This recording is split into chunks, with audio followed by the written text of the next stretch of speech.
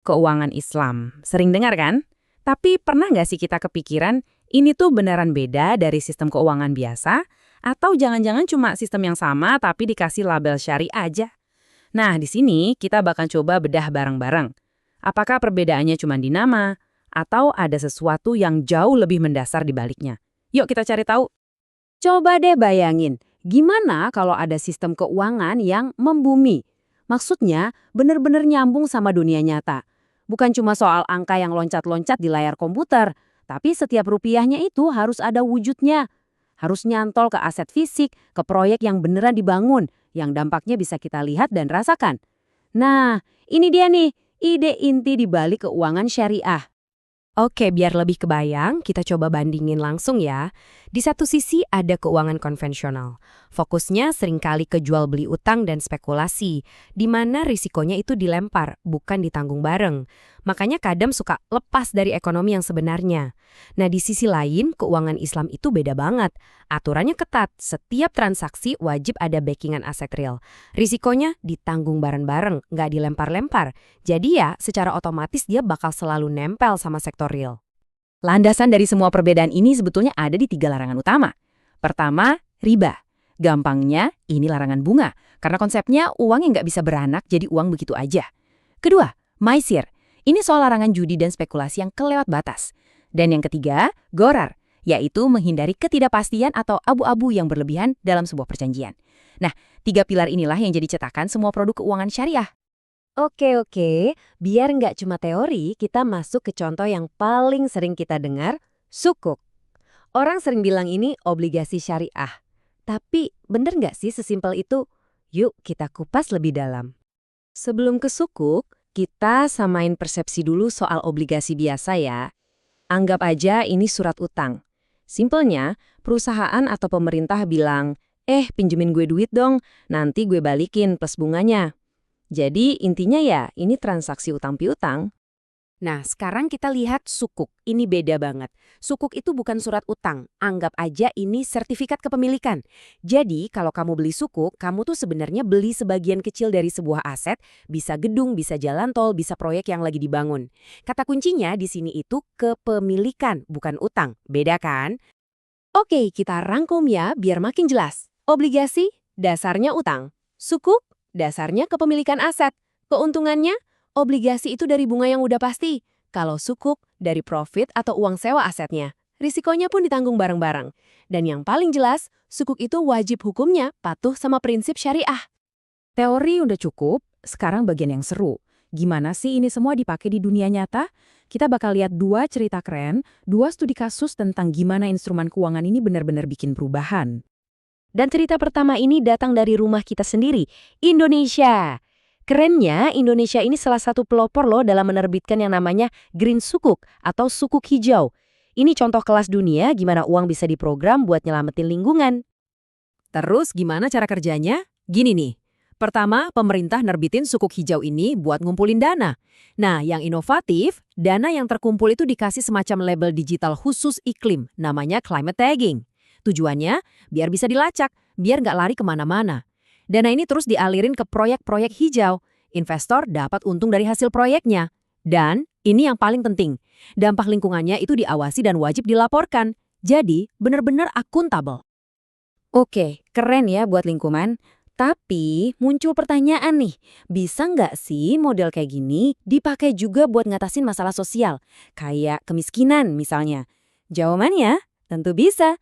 Yuk kita geser ke cerita kedua. Kenalin nih, namanya Cash Wakaf Link Sukuk atau disingkat CWLS. Coba bayangin, ini adalah gabungan kekuatan antara donasi amal dengan instrumen keuangan pemerintah. Tujuannya satu, menciptakan dampak sosial yang nggak putus-putus. Tunggu dulu, mungkin ada yang nanya, wakaf itu apaan sih? Nah, ini konsep penting banget. Biar nggak bingung, kita bahas sebentar ya. Jadi, wakaf itu intinya donasi amal. Seseorang nyumbangin aset, bisa juga uang tunai, untuk tujuan kebaikan. Nah, yang unik, pokok sumbangan itu dikunci, nggak boleh habis. Yang dipakai cuma hasil pengembangannya, hasil investasinya, buat mendanai program sosial. Mirip-mirip kayak dana abadi gitu deh. Pokoknya dijaga, hasilnya disalurin terus-menerus. Nah, di CWLS siklusnya jadi makin keren. Gini alurnya. Masyarakat berdonasi wakaf tunai. Uangnya dikumpulin, terus dibelikan suku pemerintah. Pemerintah pakai dana pokoknya buat bangun proyek-proyek publik. Nah, kuncinya di sini nih. Keuntungan dari sukuk itu nggak balik ke donatur, tapi langsung disalurkan ke program-program pemberdayaan sosial, misalnya buat modalin petani kecil atau UMKM. Ini kayak roda kebaikan yang muter terus.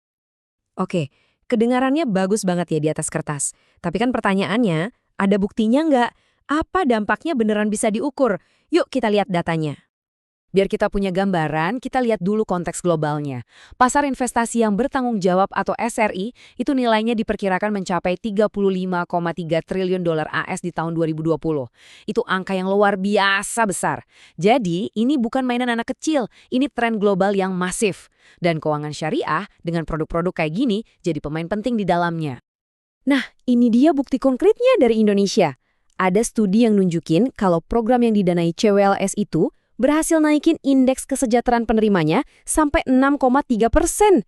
Mungkin kedengarannya angka kecil, tapi ini artinya ada peningkatan kualitas hidup yang nyata buat banyak keluarga.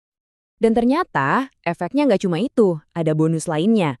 Program CWLS ini juga secara nggak langsung maksa para penerimanya buat melek finansial. Mereka diwajibkan buka rekening bank, pakai layanan digital. Artinya apa? Orang-orang yang tadinya di luar sistem perbankan sekarang jadi ikut masuk. Ini namanya inklusi keuangan.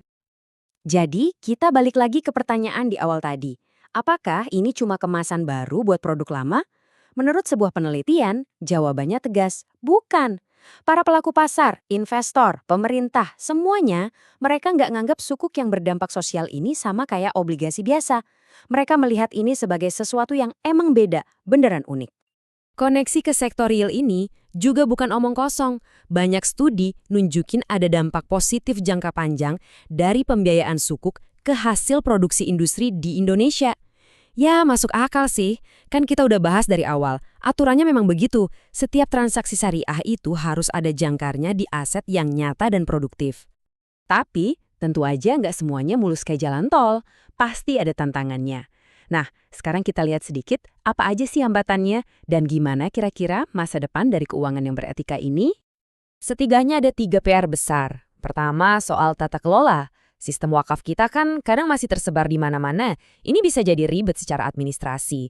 Kedua, edukasi. Ini penting banget. Gimana caranya membangun kesadaran dan budaya berwakaf di masyarakat luas. Dan ketiga, akuntabilitas. Melacak dana dari donatur sampai benar-benar jadi dampak nyata di lapangan itu, jujur aja, masih jadi tantangan yang rumit.